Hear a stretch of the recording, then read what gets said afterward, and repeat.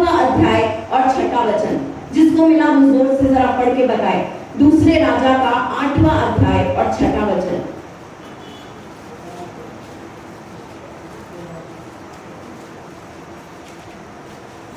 तेव्हा तुला काय पाहिजे असे राजाने विचारल्यावर तिने आपली हकीकत त्यास सांगितली। राजाने एका अंमलदारास तीच बरोबर पाठवले। त्यास त्याने सांगितले तिचे जे काही आहे ते सर्व, आणि तिने ते सोडला तेव्हापासून आजपर्यंतचे तिच्या देशाचे उत्पन्न तिला मिळवून देण्याची तरकीब कर। यस, तो हम यहाँ पर देख सकते हैं कि यहाँ पर राजा एक स्त्री को पूछ रहा है कि तुझे क्या चाहिए, तेरे जीवन में क्या कमी है, और जो इस स्त्री ने खोया था वो सब उसको वापस दे दिया जाए। आइए हम इस समय प्रार्थना करेंगे। स्वर्गीय पिता यीशु मसीह के नाम में परमेश्वर, आज इस समय हम आपके सामने आते हैं। परमेश्वर, हम अपने आप को नम्र करते हैं, अपने आप को आपके सामने झुकाते हैं। परमेश्वर, ये मीटिंग, ये परमेश्वर हमारा एक साथ मिलना आपकी उपस्थिति के बिना बेकार है। पवित्र आत्मा, हम आपको आदर देते हैं, हम सम्मान देते हैं, हम आपको पहला स्थान देते हैं। इस जगह पे परमेश्वर आप कार्य कीजिए। परमेश्वर, इस शब्दों के द्वारा आप जीवनों में कार्य कीजिए। परमेश्वर, शुरुआत से लेके अंत तक पवित्र आत्मा आप हमारी अगुवाई करिए। परमेश्वर, हम आपकी आवाज सुनने पाए, हम आपको देखने पाए, हम आपको वचन के सुनते समय महसूस करने पाए। ऐसा अनुग्रह परमेश्वर आप हमारे जीवन में करिए। धन्यवाद करते हैं कि आज का ये समय परमेश्वर आजादी का समय है। आज परमेश्वर बंधन टूट जाने वाले के नाम में हम ऐसा भरोसा करते हैं। परमेश्वर, आपके ऊपर हम निर्भर होते हैं। धन्यवाद पवित्र आत्मा उस सारी बातों के लिए जो आपने अभी से ही करना शुरू कर दिया है। प्रार्थना यीशु मसीह के नाम में हम करते हैं, आमीन। टूटे घर के बारे में आज हम देखने वाले हैं। सबसे पहली बात मैं आपको बताना चाहती हूँ, अगर किसान को अगर बीज बोना है और उस बीज से कुछ फसल आती है तो सबसे पहले उसे उस जमीन को तोड़ना पड़ता है। यीशु मसीह को जब 5000 लोगों को खाना खिलाना था, उसे उस रोटी को तोड़ना पड़ा है। उसके बाद हम देख सकते हैं कि वो स्त्री जो यीशु को प्यार करती थी, प्यार दिखाना चाहती थी, उस संगमरमर की बोतल को या संगमरमर की ऐसी एक ऐसी बोतल को उसने यीशु के पैरों के सामने तोड़ा है। एस्थर अगर अब पूरी तरीके से वो राजा के नियमों को नहीं तोड़ती थी तो वो लोगों को नहीं बचा पाती थी। आज हम तोड़ने के बारे में बात कर रहे हैं, हम टूटने के बारे में बात कर रहे हैं। यीशु का शरीर अगर क्रूस पर टूटा नहीं होता था तो आज हमें उद्धार नहीं मिलता था। अनेक बार हम टूटेपन से जाते हैं, अनेक बार हम टूटने से जाते हैं, लेकिन आप कहेंगे कि मैं जब टूट रही हूँ, मैं जब टूट रहा हूँ, तब मुझे ऐसा लगता है कि सब कुछ खत्म हो गया है, सारी चीजें खत्म हो गई है, उसमें कुछ भी नहीं बाकी है। मैं एक छोटा सा इलस्ट्रेशन करना चाहती हूँ, सिस्टर आप हेल्प कर सकती है मुझे। मैं बताना चाहती हूँ कि ये हमारा जीवन है और कई बार हम जब अपना जीवन जी रहे हैं तब बहुत बार शैतान, लोग हमारे जीवन के विरुद्ध आते हैं और हमारे जीवन को खत्म करने के लिए कोशिश करते हैं, हमें बर्बाद करने के लिए कोशिश करते हैं, हमारा नाश करने के लिए कोशिश करते हैं। हर तरफ से हमको सताया जाता है, हर तरफ से हमें बुराई से जाना पड़ता है, हर तरफ से हम टूटते हैं, हम बिखरते हैं। लेकिन याद रखिए कि एक दिन जब ये कागज पूरी तरीके से जल जाएगा और इस राख में बदल जाएगा और आप अपनी तरफ देखेंगे और कहेंगे कि इसमें कुछ बचा है क्या, आखिर इसमें कुछ अलग हो सकता है क्या। इस राख से तो कुछ भी नहीं निकल सकता। ये राख मतलब अंत है, ये राख मतलब समाप्ति है, ये राख मतलब सब कुछ खत्म हो गया है। लेकिन परमेश्वर का वचन कहता है कि मैं इस राख से खूबसूरती को निकालने वाला हूँ। आज आप इस समय यहाँ पर बैठे होंगे और आप कहते होंगे कि मेरा जीवन ऐसा हो गया है, उसमें कुछ आशा नहीं बची है, कुछ भी नहीं बचा है। मैं प्रार्थना कर रही हूँ, मैंने उपवास किए हैं, मैंने कोशिश की है, मैंने हर एक चीज की है और आज शायद आपका हाल ऐसा हो गया है। लेकिन हमारा परमेश्वर एक राख से भी खूबसूरती को निकाल सकता है। हमारा परमेश्वर कुछ भी बदल सकता है। पड़ोसी को बोलिए, हमारा परमेश्वर कुछ भी बदल सकता है, कुछ भी बदल सकता है। आज हम एक ऐसी स्त्री के जीवन से देखने वाले हैं जो बहुत सारे टूटेपन से गई, जो बहुत सारे रोने से गई, दुख से गई, परेशानी से गई, लेकिन परमेश्वर ने उसके जीवन में खूबसूरती को लाई है। मैं आज आपसे बात करना चाहती हूँ शूनामी स्त्री के बारे में। कितने लोग जानते हैं शूनामी स्त्री को? शूनामी स्त्री के बारे में मैं आपको बात करना चाहती हूँ। और आज हम 4 चीजें देखेंगे कि टूटापन हमारे जीवन में क्या करता है। सबसे पहली चीज है कि आपकी जो सपने हैं वो भुलाए नहीं गए हैं। Your dreams are not forsaken। आपके सपनों को भुलाया नहीं गया है। दूसरी चीज हम देखेंगे कि आपका विश्वास बहुत बहुत महत्वपूर्ण है। आपका विश्वास बहुत महत्वपूर्ण है। तीसरी बात हम देखेंगे कि परमेश्वर का अनुग्रह आपके ऊपर है। और चौथी बात हम देखेंगे कि जल्द ही आपकी पुनर्स्थापना होने वाली है। तो सबसे पहली चीज इस समय हम देखेंगे कि आपका सपना भुलाया गया नहीं है। प्लीज कोई तो पढ़िए जरा दूसरे राजा का 4था अध्याय और 8वां वचन। देखिए क्या लिखा है वहां पे। दूसरे राजा का 4था अध्याय और 8वां वचन। एके दिवशी असे झाले की अलीशा शूनेम येथे गेला। तेथे एक थोर स्त्री राहत होती। तिने त्यास आग्रह करून जेवायस लावले। पुढे तो त्या वाटेने जाई तेव्हा ते जेवायस उतरत असे। यहाँ पर हमें शूनामी स्त्री की पहचान कैसे पता चलती है? यहाँ पे बताया गया है कि शूनामी स्त्री एक ऐसी स्त्री थी जो आदरणीय थी। वे लोगों की सेवा करने वाली स्त्री थी। उसने अपने घर पे एक सेवक के लिए कमरा तैयार करके रखा था और ये सब करने के पीछे उसकी कोई भी गलत तरीके की उम्मीदें नहीं थी या गलत तरीके का कोई भी भावना नहीं थी। वो सिर्फ ये सारी चीजें परमेश्वर से प्यार करती थी, इसके लिए करना चाहती थी। प्लीज दूसरा वचन पढ़िए, 14 वचन। देखिए क्या लिखा है दूसरे राजा का 4था अध्याय और 14 वचन। त्याने आपल्या सेवकाला विचारले, हिच्या प्रित्यर्थ काय करावे? गेहाजी म्हणाला, तिला काही मुलबाळ नाही, तिचा नवरा वृद्ध आहे। यहाँ पर हमें पता चलता है कि ये स्त्री अमीर है, ये स्त्री के जीवन में सब कुछ है, लेकिन उसका पति बूढ़ा हो गया है और उसको कोई संतान नहीं है। ये तकलीफ उसके जीवन में थी कि वो संतानहीन थी, उसका बच्चा नहीं था। और यहाँ पर हम देख सकते हैं कि सारी अमीरी के बावजूद वो एक अकेलेपन से जा रही थी, वो एक दुख से जा रही थी, वो एक संकट से जा रही थी। लोगों ने उससे अनेक बातें करी रही थी, लोगों ने उसको नीचा देखा रहेगा, अनेक बार लोगों ने उसको बताया रहेगा कि तेरे जीवन में क्या कमी है। वो अकेलापन महसूस कर रही थी, ऐसा लग रहा था कि उसे छोड़ दिया गया है, उसे त्याग दिया गया है। लेकिन यहाँ पर जो उसका सपना था कि मेरा बच्चा होगा, मेरे हाथ में मेरा बच्चा होगा, ये उसका सपना जो था वो समय के साथ टूट गया है। हालेलुया। आज आपके भी बहुत सारे सपने होंगे, आपके परिवार के लिए, आपके बच्चों के लिए, आपकी सेवा के लिए, लेकिन जब आप तूफान भरी परिस्थिति से जा रहे हैं, कहीं ना कहीं आपने अपने सपने को भुला दिया है। आपका सपना शायद मर गया है, आपने उसको दफना भी दिया है, लेकिन मैं आज आपको बताना चाहती हूँ कि हमारा परमेश्वर हर एक सपने को पुनरुत्थित करने वाला है। आज वो सपने आप भूल गए हैं, लेकिन परमेश्वर वो सपनों को नहीं भूला है। और वो जब ये सारी स्थिति में जा रही थी, तब उसको ऐसा लग रहा था मेरा सपना मर गया है, मुझे इस सपने को भुला देना चाहिए, मुझे ऐसे ही जीवन जीना चाहिए, मुझे ऐसे ही इस तकलीफ में, इस परेशानी में, इस कमी में जीवन जीना है। लेकिन परमेश्वर की इच्छा नहीं कि आप कमी में जीवन जिए। हालेलुया। परमेश्वर आपको हर एक आशीर्वाद से आशीर्वादित करना चाहता है, हर एक चीज आपको देना चाहता है, लेकिन हम कभी कभी सोचते हैं कि नहीं, मेरे जीवन में ये कमी रहेगी। और यहाँ पर परमेश्वर कभी कभी जब हमें टूटेपन से लेकर जाता है तो वो 2 चीजें करेगा। सबसे पहली चीज करेगा, शायद वो हमारे सपने को पुनरुत्थित कर दे, या जो हमारा सपना है उसको मार दे और हमें एक और बड़ा सपना दे दे। हालेलुया। या तो आज आपका जो सपना है वो पुनरुत्थित होगा, या तो जो आपका सपना है वो टूट जाएगा और परमेश्वर उसके बदले आपको कोई बड़ा सपना देने वाला है। ये 2 चीजें होने वाली हैं। अनेक बार जब हम दुखीपन से जाते हैं, टूटेपन से जाते हैं, अकेलेपन से जाते हैं, हम एक प्रश्न पूछते हैं, मैं कहाँ हूँ, मैं यहाँ पर क्यों हूँ, मेरे साथ ये सब क्यों हो रहा है, मुझे क्यों चुना है तूने इस तकलीफ के लिए, इस परेशानी के लिए, इस टूटेपन के लिए। पता परमेश्वर क्या कहेगा? तू मेरी योजना में है। Where am I Lord? मैं कहाँ पर हूँ, मुझे कहाँ छोड़ दिया तूने? तू मेरी योजना में है, और मेरी योजना में वो तकलीफ है, मेरी योजना में वो टूटापन है, क्योंकि उसके आगे मेरी योजना है। हालेलुया।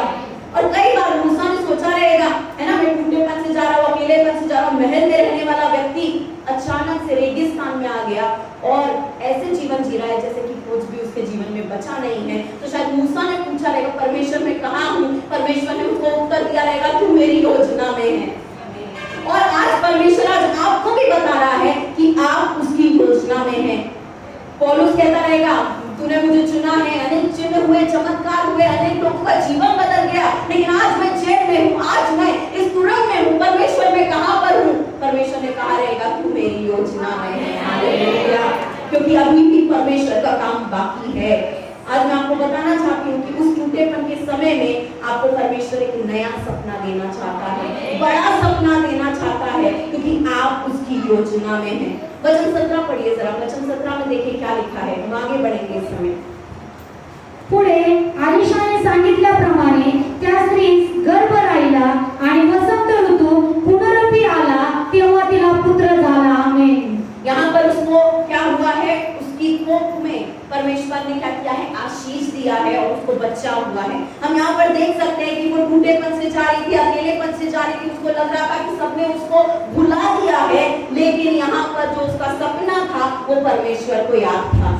और आज उसी तरीके से जैसे उसकी कोख को परमेश्वर ने भरा, आज आपका कौन सा टूटा सपना है? आज आपकी कौन सी टूटी ऐसी प्रार्थनाएं हैं जो आज पूरी तरीके से टूट गई हैं, पूरी तरीके से आपने उन्हें भुला भी दिया है? याद रखिए कि परमेश्वर के सिंहासन के सामने आज वो प्रार्थना जो है वो एक धूप के समान आ रही है। हालेलुया। और परमेश्वर आपकी प्रार्थना को भूला नहीं है, परमेश्वर आपकी स्थिति को भूला नहीं है। परमेश्वर आज आपके सपने को पूरा करेगा। अनेक बार हम सोचते हैं ना, हम लोगों को पूछते हैं, हम अपनी तकलीफ लोगों को बताते हैं और लोग पता है एक चीज बोलते हैं, मुझे फर्क नहीं पड़ता, तुम मरो, तुम जियो, तुम अच्छे से रहो, तुम बुरे से रहो, तुम भूखे रहो, मुझे फर्क नहीं पड़ता, आई डोंट केयर। लेकिन आपको पता है क्या? एक है जिसको फर्क पड़ता है, एक है जो सच में जानता है कि जब आप तकलीफ से जा रहे तो कैसा होता है, और वो कहता है कि मुझे फर्क पड़ता है। और वो क्रूस पर चढ़कर कहने लगा, मुझे फर्क पड़ता है। वो जो क्रूस है ना, वो साबित करता है कि यीशु को फर्क पड़ता है। हालेलुया। वो क्रूस जो है वो ये साबित करता है कि यीशु हमें इस स्थिति में नहीं रखना चाहता, उससे फर्क पड़ता है। और हम देख सकते हैं कि उसने अपने घर पे एक कमरा बनाया था। तो ये कमरा किसके लिए था? अलीशा के लिए था। अलीशा का अगर हम देखें तो उसका एक सिंबल जो रहेगा, एक ऐसी इसको किस चीज से हम दर्शा सकते हैं? वो परमेश्वर की उपस्थिति को दर्शाता है, वो परमेश्वर के शब्द को दर्शाता है। अलीशा भविष्यवक्ता था और भविष्यवक्ता क्या करता था? परमेश्वर के वचन को बोलता था। तो अलीशा उसके घर में होना मतलब उसके घर में परमेश्वर की उपस्थिति थी, उसके घर में परमेश्वर का वचन था। आज अगर हमारे घर में परमेश्वर की उपस्थिति है, परमेश्वर का एक तरीके से वचन है, तो हमारे घर में भी जो मरा हुआ रहेगा ना, वो जिंदा हो जाएगा। आज आप अपने घर से आए और शायद आपका जो रिश्ता आपके पति के साथ होगा वो शायद मर गया है, आपके बच्चे जो हैं वो शायद परमेश्वर से दूर चले गए हैं, आपसे सही से बात नहीं करते, शायद कहीं ना कहीं आपके और उनके बीच का जो रिश्ता है वो मर गया है। आज आप अपनी आर्थिक स्थिति को देख रहे हैं और आप बोल रहे हैं कि मृत्यु है, पूरी तरीके से आप अपने आप को देख रहे हो और आप कह रहे हैं कि मैं भी मृत्यु हो गई हूँ, मैं भी मृत्यु हो गया हूँ। लेकिन अगर आज आपके जीवन में परमेश्वर की उपस्थिति है, अगर आज आपके जीवन में परमेश्वर का वचन है, तो पुनरुत्थान तो होकर रहेगा, पुनरुत्थान तो होकर रहेगा, वहां पर परमेश्वर का काम होकर रहेगा। दूसरी बात हम यहाँ पर देखेंगे कि आपका विश्वास जो है वो बहुत अहमियत रखता है। प्लीज जरा वचन पढ़िए, 20वें वचन में देखिए क्या लिखा है। तीसरा 20वां वचन, 20।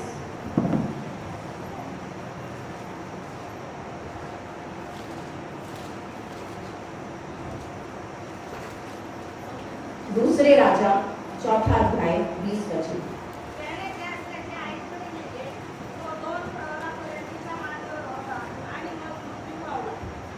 हाँ, यहाँ पे हमें क्या पता चलता है कि उसकी माँ के पास ले जाया गया, वो उसकी गोद में ले था और वो मर गया। ये वादा किया हुआ बेटा जो उसकी बाहों में था, अचानक से उसकी गोद में आया और वो मर गया। अभी यहाँ पर ये जो स्त्री है वो कह रही है कि ये तो मेरा वादा किया हुआ बेटा था, ये तो एक ऐसा बेटा था जो परमेश्वर ने मुझे वादे के द्वारा दिया था, ये मेरा चमत्कार है, मेरा चमत्कार मर गया है। और कई बार ऐसा होता है ना हमारे जीवन में कि कई बार हम जब अपने जीवन में जी रहे हैं, हमारे जीवन में परमेश्वर ने बड़ी बड़ी गवाही की है, बड़ी बड़ी बातें की हैं, उसको भी हम अपने सामने मरते हुए देखते हैं। और जब हम उसको मरते हुए देखते हैं, हम क्या करते हैं, ये बहुत महत्वपूर्ण है। यहाँ पर ये स्त्री कह रही है कि मैंने मेरे वादे के बेटे को मेरे सामने मरते हुए देखा। उसका बेटा मर गया है। मरने के बाद उस माँ को क्या करना चाहिए? रोना चाहिए, शोक मनाना चाहिए, लोगों को कॉल करके बताना चाहिए कि मेरा बेटा मर गया है, अभी सब खत्म हो गया। लेकिन आपको पता है कि इस स्त्री ने क्या किया है? जिसके अंदर विश्वास था, वो क्या करते हैं? उसने अपने बेटे को उठाया और अलीशा के बिस्तर पर लेटा दिया। मैंने आपको क्या बताया? अलीशा मतलब क्या है? अलीशा का मतलब है परमेश्वर की उपस्थिति, परमेश्वर का वचन। उसने अपना मन कहीं और नहीं लगाया, विचलित नहीं होने दिया। उसने अपने बेटे को लिया है और उस बिस्तर पर लिटा दिया है। बिस्तर पे लिटाने के बाद वो जल्दी से दौड़ के अलीशा के पास गई। उसके पति ने उसको रास्ते में पूछा, क्या हुआ, क्यों इतना जल्दी जल्दी जा रही हो? उसने पता है क्या बोला? उसने ये नहीं बोला कि हमारा बेटा मर गया, मैं अलीशा के पास जा रही हूँ। उसने कहा सब कुछ ठीक है। हालेलुया, सब कुछ ठीक है। आपके जीवन में जब संकट आता है, परेशानी आती है, तकलीफ आती है, आप क्या कहते हैं? आप उस परेशानी को बड़ा करके बताते हैं, या आप ऐसा कहते हैं कि सब कुछ ठीक है क्योंकि मेरा परमेश्वर सब कुछ ठीक करने वाला है। हालेलुया। यहाँ पर ये स्त्री कहने लगी सब कुछ ठीक है। पढ़िए जरा, एक मिनट हम वचन नहीं पढ़ेंगे क्योंकि समय जल्दी जल्दी करना चाहते। पहले करीब के 12 अध्याय और 9वें वचन में हमें एक चीज पता चलती, बहुत सारे वरदान है ना, आत्मिक वरदान है। किसी को भविष्यवाणी का वरदान है, किसी को चंगाई का वरदान है, किसी को चमत्कार का वरदान है। लेकिन ये स्त्री को पता है कौन सा वरदान था? विश्वास का वरदान। आज हम बहुत सारी चीजों के पीछे भाग रहे हैं। भविष्यवाणी के वरदान के पीछे हमें भागना है, चंगाई जहाँ पर है हम वहाँ भागना है, चलो पंजाब जाएंगे, है ना, चलो इधर जाएंगे उधर जाएंगे। तुम जरा परमेश्वर के साथ तुम्हारा रिश्ता अच्छा हो गया ना, तो पंजाब का नहीं यहाँ पर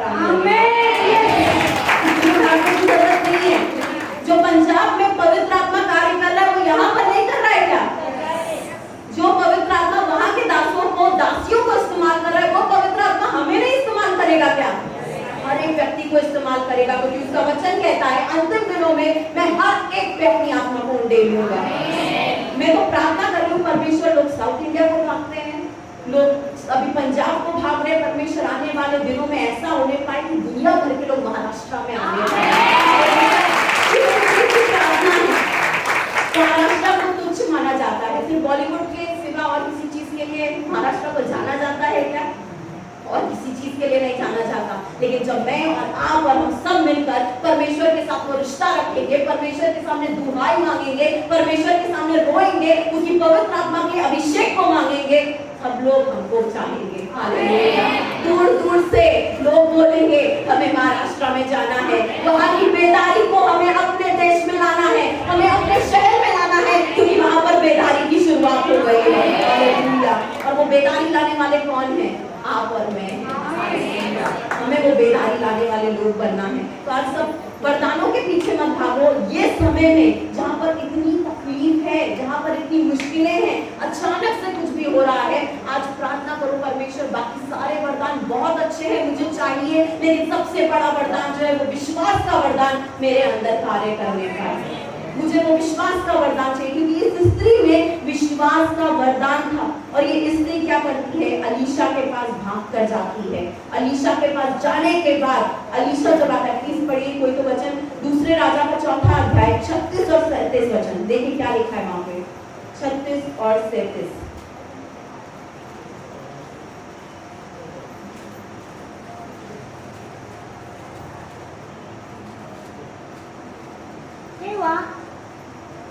तेव्हा त्याने गेहाजीस हाक मारून सांगितले, त्या शूनेमकडे बोलव. त्याने बोलवल्यावर ती त्याचकडे आली. तो तिला म्हणाला, आपल्या पुत्राला उचलून घे. ती आज जाऊन त्याच्या पाया पडली आणि त्याला जमिनीपर्यंत लावून तिने नमन केले. नंतर ती आपल्या मुलास घेऊन बाहेर गेली. यस, यहाँ पे हमें पता चलता है कि वहाँ पर वो अलीशा के पास गई है, मतलब कि वो प्रार्थना में गई है, परमेश्वर के पास गई है। और परमेश्वर के पास जाने के बाद अलीशा ने क्या बोला है? अपने बेटे को क्या कर? उठा। आज हमारा चमत्कार दूर नहीं है। हमारा चमत्कार हमें लोगों के पास जाके नहीं मिलेगा, ये पास्टर आके हाथ रखेंगे, वो पास्टर आपका आके हाथ रखेंगे, वैसे चमत्कार नहीं मिलेगा। कभी कभी अपने कमरे में जाओ, अपना कमरा बंद करो, प्रार्थना करो, वहीं पर चमत्कार की शुरुआत होती है। लेकिन हमको क्या लगता है कि नहीं, चमत्कार तो किसी और तरीके से मिलता है, और कोई तरीका नहीं है। परमेश्वर के सामने जाकर चमत्कार की शुरुआत हो जाती है। आज इसके जीवन में अद्भुत काम हुआ है, क्यों? क्योंकि उसके जीवन में विश्वास। आप चाहते हैं क्या परमेश्वर आपके जीवन में कार्य करे, आपको इस्तेमाल करे, आपके पास सुसमाचार फैलाया जाए? हाँ रुकावटें हैं, हाँ संकट है, हाँ बहुत सारे दबाव है हमारे ऊपर, लेकिन कोई भी दबाव परमेश्वर ऐसा नहीं निकाल ना सके। आपको जितना दबाया जाएगा, आपको जितना नीचे कुचला जाएगा, उतना ऊपर परमेश्वर लेकर जाएगा। यूसुफ को दबाया गया, दबा दबा के उसको खड्डे में फेंक दिया गया, फिर उसके बाद उसको सेवक बना दिया गया, उसके बाद उसको जेल में डाल दिया गया। लेकिन हमारा परमेश्वर ऐसा परमेश्वर है जो हमको ऊंचा करने वाला परमेश्वर है। फर्क नहीं पड़ता खड्डा कितना गहरा है, फर्क नहीं पड़ता जेल कितनी खराब है, फर्क नहीं पड़ता मुश्किलें कितनी है, अगर हमें परमेश्वर चाहता है कि वो हमें उठाए, तो हमें वो राजगद्दी पे बैठाने वाला परमेश्वर है, हमें लोगों के सामने खड़ा करने वाला परमेश्वर है। हालेलुया। आप विश्वास करते हैं कि नहीं कि हाँ, आज मैं दबाव में हूँ, आज मैं ये नहीं कर पा रही, आज मैं वो नहीं कर पा रही, आज मेरे से ये सेवा नहीं हो रही, वो सेवा नहीं हो रही। परमेश्वर के साथ विश्वासू रहो। एक चीज जो बार बार हमें उत्पत्ति में पता चलती है वो ये है कि परमेश्वर यूसुफ के साथ था। आज आपके साथ है कि नहीं है परमेश्वर? अगर परमेश्वर आपके साथ है तो जैसा यूसुफ के साथ हुआ वैसे आपके साथ नहीं होगा क्या? अगर परमेश्वर मेरे साथ है तो मैं उठूंगी और मैं परमेश्वर के लिए काम करूंगी, मैं उठूंगी और मैं परमेश्वर के लिए चमकूंगी, मैं उठूंगी और मैं परमेश्वर की सेवकाई करूंगी। कोई भी चीज हमें दबा नहीं पाएगी, कोई भी चीज हमें रोक नहीं पाएगी। जब परमेश्वर हमें बाहर लाएगा तब कौन हमें रोक पाएगा? हालेलुया।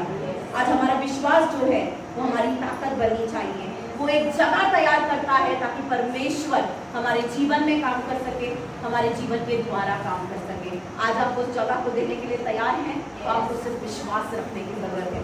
तीसरी बात हम देखेंगे कि इस स्त्री के ऊपर परमेश्वर का अनुग्रह था। परमेश्वर का अनुग्रह इस स्त्री के ऊपर था।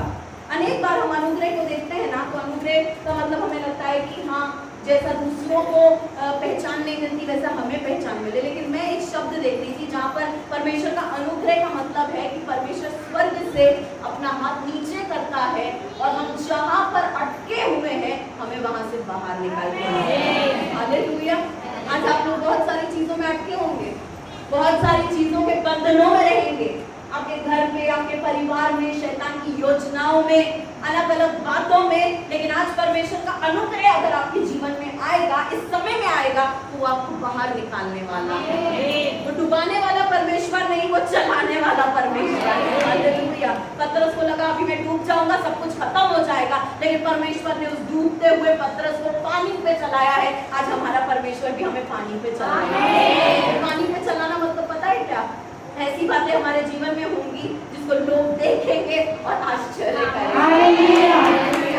आज आप जब परमेश्वर के साथ चलेंगे तब आपके जीवन में ऐसी बातें होने वाली हैं कि लोग अपना सिर पर हाथ रखेंगे और बोलेंगे ऐसा भी हो सकता है, ऐसा भी हो सकता है क्या? आप कहेंगे हो सकता है, क्योंकि परमेश्वर सब कर सकता है। तो आज हमें सिर्फ विश्वास रखना है कि परमेश्वर का अनुग्रह मेरे ऊपर है। पढ़िए जरा एक मिनट वचन संहिता का 5वां अध्याय और 12 वचन देखिए वहां पे क्या लिखा है। जब हम टूटेपन में जा रहे हैं, याद रखिए कि परमेश्वर का अनुग्रह हमें छोड़ेगा नहीं। वचन संहिता 5वां अध्याय और 12 वचन। कारण तूच नीतिमानाला आशीर्वाद देतोस, हे परमेश्वरा, तू त्याच्या भोवती कवचाप्रमाणे कृपेचे वेष्टन घालतोस। यहाँ पे बोला गया परमेश्वर तू उसको अनुग्रह से ढकता है, और तेरा अनुग्रह किसके समान है? एक ढाल के समान है। अगर आप देखें वो शस्त्र सामग्री जिसके बारे में पौलुस बात करता है इफिसियों की पत्री में, तलवार है ना, एक तरीके से मुकुट है, बहुत सारी चीजें हैं, लेकिन एक चीज है और वो क्या है? ढाल। और वो ढाल इतनी बड़ी होती थी जो उसके पूरे शरीर को क्या कर सकती थी? ढक सकती थी। आज परमेश्वर का अनुग्रह ऐसा है जो आपको सर से लेकर पांव तक ढकने वाला है। हालेलुया। आपके विरोधी तो बहुत आएंगे, इधर से उठेंगे, उधर से उठेंगे, आगे से उठेंगे, पीछे से उठेंगे, लेकिन परमेश्वर का अनुग्रह जो है वो आपको क्या करके रखेगा? सुरक्षित करके रखेगा। आज हमें डरने की जरूरत नहीं है। हम सुसमाचार सुनाने जाएंगे तो हमारा क्या होगा? आज अगर हम परमेश्वर के लिए खड़े होंगे तो क्या होगा? इवन आपके परिवार में शायद आप एक ऐसी अकेली स्त्री रहेंगी या एक ऐसे अकेले मनुष्य रहेंगे, पुरुष रहेंगे जो परमेश्वर पे विश्वास करते हैं और आपका पूरा घराना अविश्वासी है। लेकिन मुझे आपको बताने दीजिए, जब आप उसके लिए पैर उठाते हैं, कदम उठाते हैं, आप जब उसके लिए खड़े होते हैं, वो आपके लिए खड़ा हो जाता है। और जब हम उसके लिए खड़े होंगे तब उसकी सुरक्षा जो है वो एक ढाल के समान हमारे जीवन के ऊपर आने वाली है। पुराने नियम में अगर हम देखें तो जो अनुग्रह होता था वो आता था और जाता था, लेकिन नए नियम में परमेश्वर का अनुग्रह जो है वो हमारे ऊपर हमेशा रहता है, हमारे कामों की वजह से नहीं। पुराने नियम में हम जो करते थे उसके हिसाब से अनुग्रह होता था, लेकिन नए नियम में हमारा जो अनुग्रह है वो हमारे ऊपर निर्भर नहीं है, वो परमेश्वर के ऊपर निर्भर है। उसने जो क्रूस पे किया है उसकी वजह से वो अनुग्रह मेरे ऊपर है, तो वो कभी भी हमारे जीवन से हटेगा नहीं। मैं भी एक अविश्वासी परिवार से हूँ और अविश्वासी परिवार से होने की वजह से बहुत सारी चुनौतियों से जाना पड़ता है। जब कोई अकेला घर पे विश्वास करता है तब बहुत सारे लोग उसका विरोध भी करते हैं। मैं हमेशा बोलती थी, परमेश्वर मैं नहीं चाहती कि मेरे माता पिता मुझे छोड़ दें, मेरे जीवन में कभी भी ऐसा मत होने दो कि विश्वास की वजह से मुझे त्याग दिया जाए, मुझे छोड़ दिया जाए। परमेश्वर आपकी सब प्रार्थनाओं को सुनने वाला परमेश्वर है। तो जब मुझे बपतिस्मा लेना था, जब मुझे परमेश्वर में आना था, बहुत विरोध हुआ, बहुत सारी चीजें मेरे विरुद्ध आई। मेरे माता पिता ने बोला कि आज से तुम हमारी बेटी नहीं हो, आज से हमारा तुम्हारे साथ कोई रिश्ता नहीं है। लेकिन परमेश्वर का धन्यवाद कि जो हमारी प्रार्थना को सुनने वाला परमेश्वर है। मेरी शादी पास्टर से हुई, एक अविश्वासी लड़की की शादी पास्टर से हो सकती है क्या? असंभव है। उसके माता पिता मानेंगे, उसके घर वाले मानेंगे, कोई नहीं मानेगा, लेकिन परमेश्वर मानेगा। हालेलुया। अनेक बार लड़के परमेश्वर के राज्य में आते हैं और वो सोचते हैं कि चलो मैं अविश्वासी से शादी कर लूंगा, क्यों? क्योंकि मेरे माता पिता नहीं मानेंगे। तुम एक बार खड़े तो होकर देखो जरा, स्वर्ग तुम्हारे साथ खड़ा होगा। कॉम्प्रोमाइज नहीं करना है, हमें तड़तोड़ नहीं करना है, हमें परमेश्वर की बातों को दुनिया के साथ मिलाना नहीं है। जो उसके साथ खड़े होते हैं वो उनके लिए खड़ा होगा, जो उसको आदर देते हैं वो उनको आदर देने वाला परमेश्वर है। हालेलुया। हमें खड़े होना है। मैं कहानी बताना चाहती हूँ फैनी क्रॉस्बी की। वो जब 6 हफ्ते की छोटी सी बच्ची थी तब अचानक से वो अंधी हो गई। डॉक्टर ने कुछ गलत तरीके का उसका ट्रीटमेंट किया और ट्रीटमेंट करने की वजह से वो लड़की अंधी हो गई। अंधी होने के बाद पूरा जीवन उसने अंधेपन में निकाला। वो बहुत टूटेपन से गई, बहुत अकेलेपन से गई। अनेक बार उसको ऐसा लगा कि इस जीवन का क्या मकसद है, क्या मतलब है इसका। लेकिन उसने उस छोटी सी उम्र में, जब उसकी अज्जी जो थी उसको बाइबल पढ़ के बताती थी, परमेश्वर के गीत गाती थी, वो सारी बातें उसके मन में रह गई, वो सारी बातें उसके दिल में रह गई और उसने छोटी सी उम्र में अपना जीवन परमेश्वर को दे दिया। उसको नहीं मालूम था कि उसके जीवन से क्या होने वाला है, लेकिन मैं आपको बताना चाहती हूँ जो परमेश्वर को जीवन देते हैं उनका जीवन का हमेशा कल्याण होता है। आपको बोला रहेगा तूने अपने जीवन में यीशु को अपना लिया है ना, तूने अपने जीवन की सबसे बड़ी गलती की है। लेकिन मैं आपको बताना चाहती हूँ कि आपने अपने जीवन की सबसे अच्छे ऐसा निर्णय लिया है। मुझे भी बताया गया था तुम अपने जीवन की सबसे बड़ी मूर्खता कर रही हो, तुम बेवकूफी कर रही हो, लेकिन मुझे मालूम है कि मैं कितना अच्छा निर्णय ले रही हूँ। जो यीशु के साथ जुड़ जाते हैं, जो यीशु को सम्मानित करते हैं, यीशु उन्हें नहीं छोड़ता, उनका कल्याण होगा, उनका भला होगा। आपको पता है वो जब बड़ी हुई और मेरे ख्याल से जब वो 22 या 23 साल की उम्र में उसने गाने लिखने शुरू किए, परमेश्वर के सुसमाचार के गाने, हिम्स जो बोलते हैं, है ना, मराठी में हम क्या बोलते हैं उन्हें, भजन जो गाए जाते हैं, है ना, उपवास सविता, है ना, उपवास संगीता, ओके, उसमें जो जैसे गीत होते हैं ना, रियली सॉरी, वैसे गीतों को वो गाने लगी, लिखने लगी। और वो लिखते लिखते आपको पता है वो जब मरी तब उसने 10,000 से भी ज्यादा ऐसे गीत लिखे और जो वो गीत गाती थी वो गीत में परमेश्वर की उपस्थिति महसूस होती थी। वो गीत से अनेक लोगों का उद्धार होता था। उसके जो गीत होते थे उसको प्रेसिडेंट्स के सामने बुलाया जाता था कि वो गाने गाए, बड़े बड़े लोगों के सामने बुलाया जाता था कि वो गाने गाए, ऐसे अधिकारी उसको बुलाते थे। वो फैनी क्रॉस्बी को बुलाओ, उसको गीत गाने दो। मैं आज आपको क्या बता रही हूँ कि भले वो अंधी थी लेकिन आत्मिक रीति से उसकी दृष्टि बहुत तेज थी। आज हमारी आंखें हैं लेकिन आज हमारी आत्मिक आंखों में दृष्टि है या नहीं है वो हमें देखने की जरूरत है। अगर आज आप अपनी परेशानी में, तकलीफ में, मुश्किलों में अपनी बुलावट को देख सकते हैं, इसका मतलब है कि आपकी दृष्टि बहुत बड़ी है। अगर आज अपने संकट में सब चीजों के बीच में जब आप दबाव महसूस कर रहे हैं तब भी अगर आप बोल सकते हैं कि नहीं, परमेश्वर ने मुझे चुना है उसके बड़े काम करने के लिए, उसका राज्य बनाने के लिए, तो आपकी जो दृष्टि है वो बहुत तेज है। लेकिन अगर आप उन बातों से निराश हो गए हैं, हताश हो गए हैं, आप परमेश्वर को भी छोड़ देना चाहते हैं, आप सेवा भी छोड़ देना चाहते हैं, तो कहीं ना कहीं आप आत्मिक रीति से अंधे हो गए हैं। फैनी क्रॉस्बी आंखों से अंधी थी लेकिन उसकी आत्मिक दृष्टि बहुत बहुत तेज थी। वो मसीहा को देख पाई, उसकी उपस्थिति को देख पाई, और 10,000 से ज्यादा भजनों को उसने लिखा है जो आज भी परमेश्वर की उपस्थिति में लोगों को लेकर जाते हैं। सब कुछ ठीक चल रहा था। ये स्त्री जो सुनामी स्त्री है, उसका बेटा मरने से जीवित हो गया, उसको पुनर्जीवन मिला, लेकिन संकट कभी पीछा छोड़ते हैं क्या? एक संकट के बाद दूसरा संकट तो आएगा ही, लेकिन एक संकट में जिसने निकाला वो दूसरे से भी निकालेगा। पढ़िए जरा 8वां अध्याय और पहला वचन, दूसरे राजा 8वां अध्याय पहला वचन।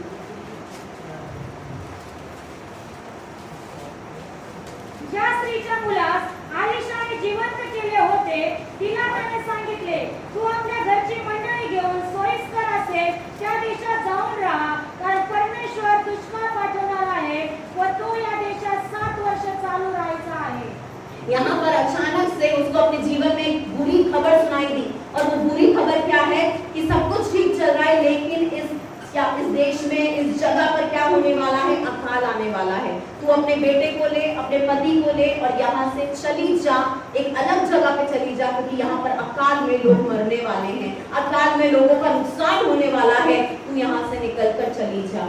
अभी यहाँ पर ये सुनामी स्त्री, उसको कहाँ पर बोला जा रहा है? उसे अपने घर को छोड़ के जाने के लिए बोला जा रहा है। उसे एक ऐसी जगह जाने को बोला जा रहा है जिस जगह को जानती नहीं, जिस जगह को पहचानती नहीं, मतलब कि अलग लोगों के बीच में रहना, उसका भविष्य भी उसको नहीं पता। 7 साल की बर्बादी, 7 साल कम समय होता है क्या?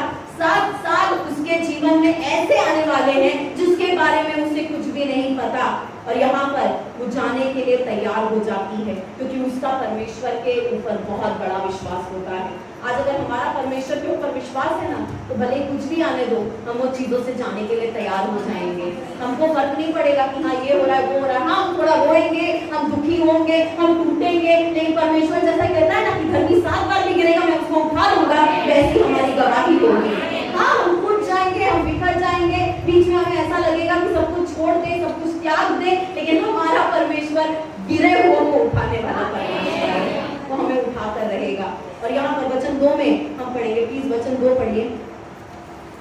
देवाच्या माणसाच्या या सांगण्याप्रमाणे ती स्त्री आपल्या घरची मंडळी घेऊन पॉलिस्टरच्या देशी जाऊन 7 वर्ष राहिली। 7 वर्ष वो दूसरे देश में जाकर रहने लगी। 6वां वचन पढ़िए प्लीज। देवा तुला काय पाहिजे असे राजाने विचारल्यावर तिने आपली हकीकत त्यास सांगितली। राजाने एका अंमलदारास तिच्याबरोबर पाठवले, त्यास त्याने सांगितले तिचे जे काही आहे ते सर्व, आणि तिने देश सोडला तेव्हापासून आजपर्यंत तिच्या शेताचे उत्पन्न तिला मिळवून देण्याची तजवीज कर। दूसरे वचन में वो देश को छोड़ के गई है, वो जगह को छोड़ के गई, अपने घर को, अपनी भैंसों को, अपने जानवरों को, अपनी खेती को, सारी चीजों को छोड़ के गई है, और वचन 6 में वो वापस आई है। लेकिन ये 2 वचन से 6 वचन में 7 साल का अंतर है। वो 7 साल में बहुत सारी चीजें बदल गई। अमीरी से गरीबी आ गई, पति था विधवा हो गई, और अचानक से अभी यहाँ पर वो जब अपने देश में वापस आई है, राजा के सामने उसको जाने का मौका मिला है। राजा उसके बारे में कुछ तो कह रहा है, उसके बारे में हम बाद में देखेंगे, लेकिन मैं आज आपको बताना चाहती हूँ कि जब हम परमेश्वर की आवाज सुनते हैं ना, उसने अलीशा की आवाज सुनी, उसने अलीशा की बात मानी। अगर वो वहां पर रहती थी तो उसकी उसकी बर्बादी हो जाती थी, लेकिन उसने कहा अलीशा तेरे मुंह से परमेश्वर का वचन निकलता है, मैं तेरी बात को मानूंगी। और यहाँ पर उसने अलीशा की आवाज सुनी है, उसका आज्ञा पालन किया है, इसकी वजह से परमेश्वर ने उसे आशीष दिया है। आज जब परमेश्वर की आवाज हमारे तक आती है, हम उसकी आवाज सुनते हैं या हम उसको नजरअंदाज कर देते हैं। आज हमें उसकी आवाज सुनिए। आज पवित्र आत्मा आज आपसे बात करता है कि आप उसकी बात सुनते हैं या आप उसको नजरअंदाज कर देते हैं, कि आपको अपने आप को पूछने की जरूरत है। कई बार परमेश्वर की जो आवाज है वो हमें मुश्किलों से बाहर निकालती है। हालेलुया।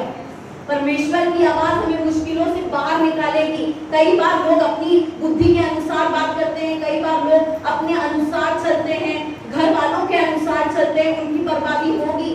कभी कभी आपको कहना है ये सारी आवाजों को शांत कर दो, मुझे परमेश्वर की आवाज सुननी है। और जब हम उसकी आवाज सुनेंगे, जो संकट हमारे दरवाजे पे खड़ा होगा वो वापस चला जाएगा। परमेश्वर हमें उस परिस्थिति से बाहर निकालेगा।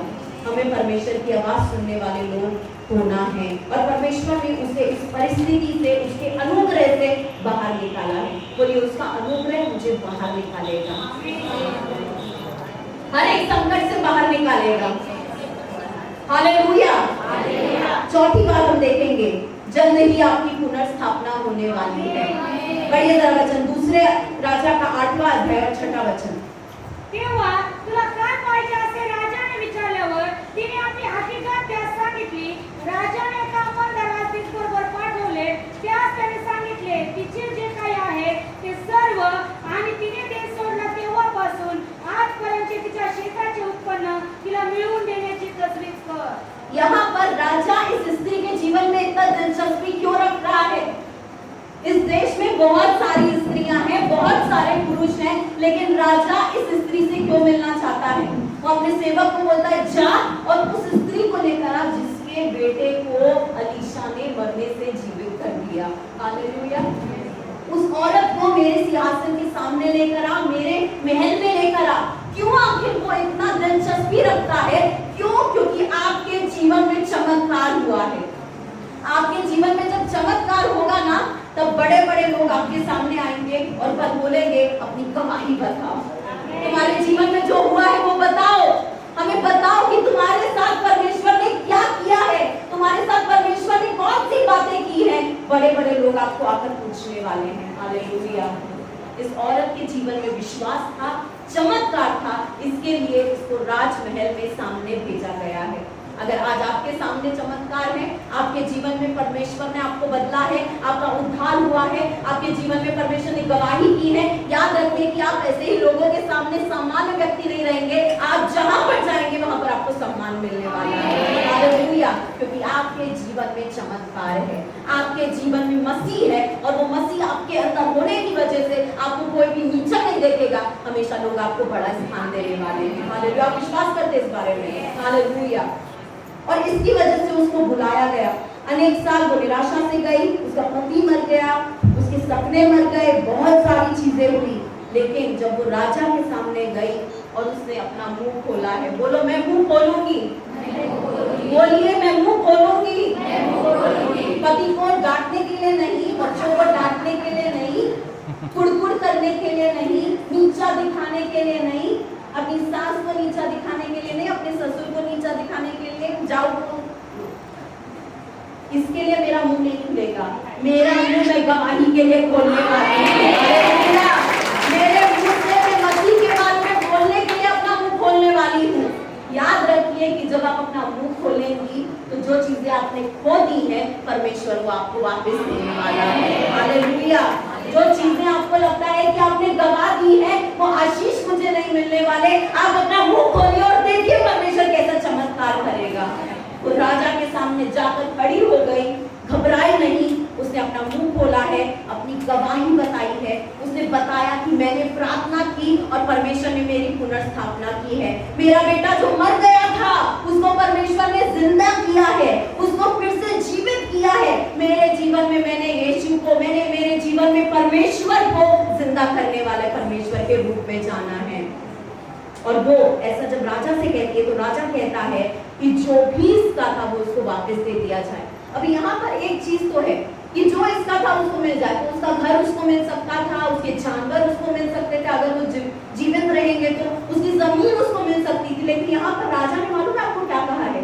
वो 7 साल में जितना उस जगह पर फसल हुई है उसकी रकम भी इस स्त्री को दे दो।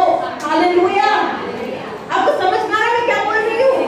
वो घर ही उसको वापस नहीं मिला, वो जानवर ही उसको वापस नहीं मिले, वो जमीन ही उसको वापस नहीं मिली, लेकिन 7 साल के समय में जितना उसने खोया था वो सारी चीजें उसको परमेश्वर ने दी।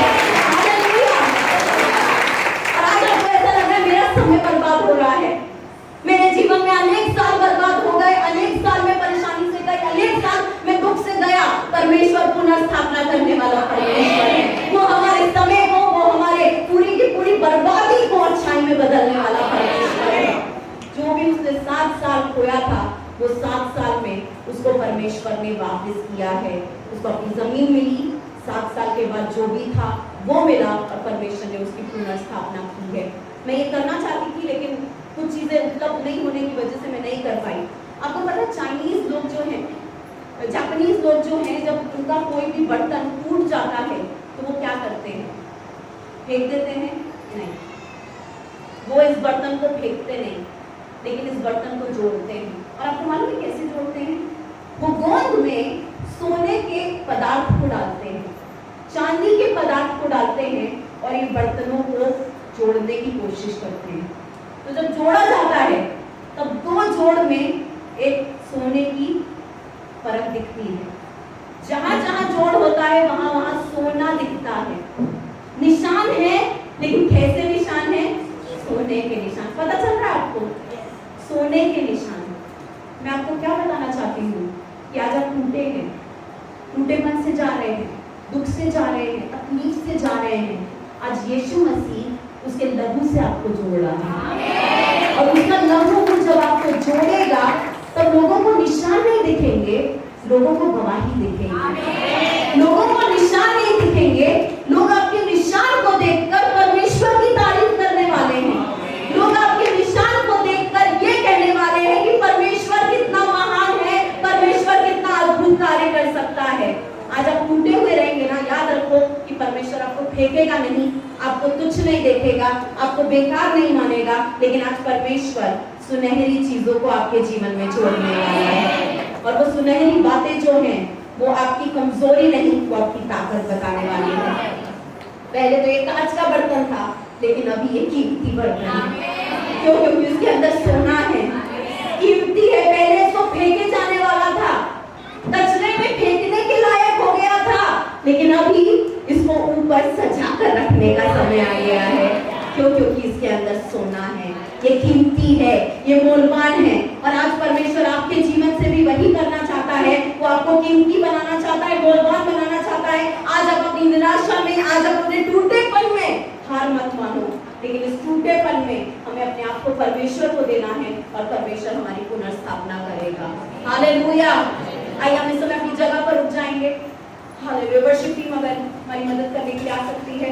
Hallelujah. Thank you Jesus, thank you O God. Father we worship you.